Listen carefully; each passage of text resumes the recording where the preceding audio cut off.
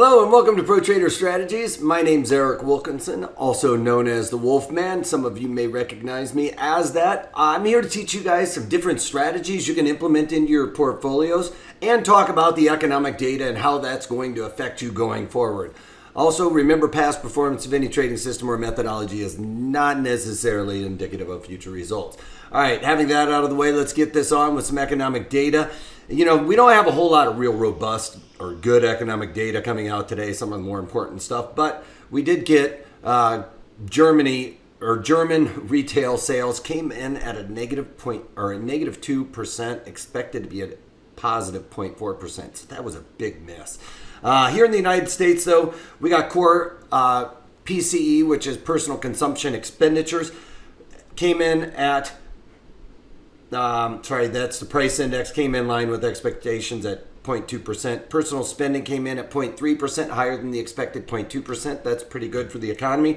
Personal income came in higher, also at 0.5%, expected to be 0.3%. So anytime we see that personal spending uptick, we'd like to see the personal income uptick, which has been something we haven't been seeing as well. So we've been seeing the spending uptick, but not the income. That's a good thing. I'd like to see the income that generates more money, velocity of money, inflation and stuff like that, things that people look at for a strong economy. And then we got the Chicago PMI slightly missing at 54.2, expected to be 55. And University of Michigan consumer sentiment came in at 100, expected to be 102. All right, so that's it for the economic data. One thing that's driving these markets right now is Trump's tweet last night on throwing a tariff onto Mexico for them not stopping the influx of migration to the United States. So we're taxing their illegal migration, I guess, somehow. All right, anyway, crude oil coming off by about $1.50 right now. We talked about this yesterday. As soon as we broke below these Fibonacci extension, that 38 Fibonacci, I said, hey, it looks like we are looking to go down to $52.50, which is where we are headed right now. We're seeing a little bit of support happening here right around the value area high of the volume. Of the time. It's not the volume. We've got the POC for the volume. This is the volume POC, and then we've got the time POC right here. So it looks like we are, POC. It looks like we're looking to come down to this area here. So I think that this is going to act as a slight, very slight support area. It's going to fight it a little bit, but I think we have to go down to that $52.50 right there, because that lines up with this almost perfectly. And it's still going to act as a magnet as it is a point of control. Now, I believe the volume point of control is a little bit more important, which is up here at 68. But, when we started doing this with the volume profile, it was only on time. So it's got to be respected. All right, we've got gold futures moving higher by about 13, back into the 13, or up by 13 and into the 13 handle. Market's moving higher because we're starting to see some weakness in the equities. It's basically a flight to safety here, with the bonds moving higher by almost another point today. They were up a full 1.5 almost earlier today, as the market really started accelerating to the downside when the market opened. Now we're starting to see this come back. Equities trying to make a claw back some of their losses as well.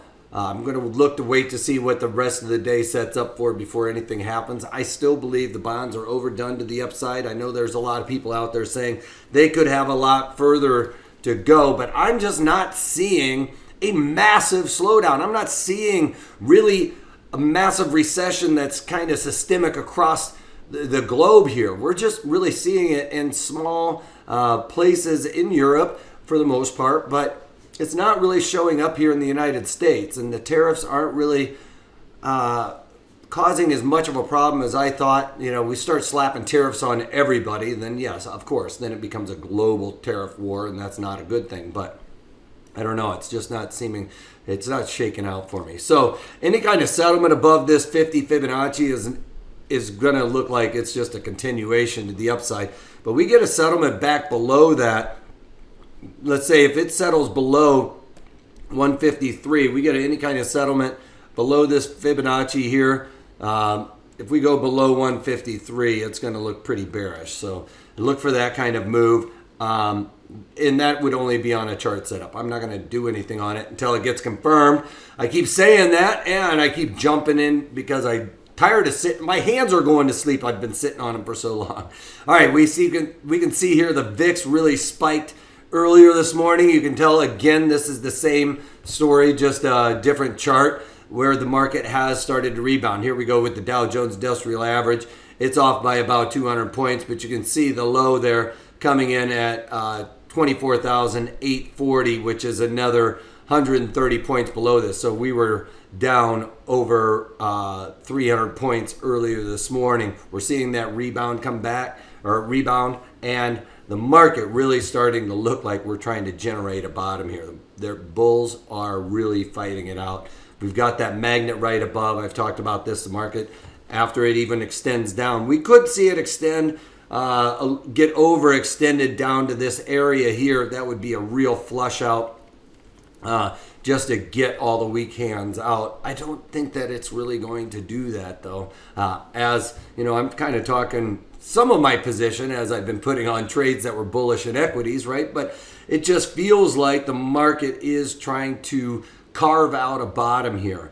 All right, even with the NASDAQ, even though it's down about 70 points on the day, it has, you know, come back quite a bit. We're down 68 right now. You can see the low there is 71.33, so we were another 50 plus points below. So the the NASDAQ was down over 100 points on the day, below the 200-day moving average, which was really starting to look pretty bearish if we got a settlement below that. But now you can see it's clawing its way back. That support coming in, bulls trying to defend that. They're going to try and drive that market higher. You know, if it was only down like 20 on the day, it would really start to look pretty bullish as a closing.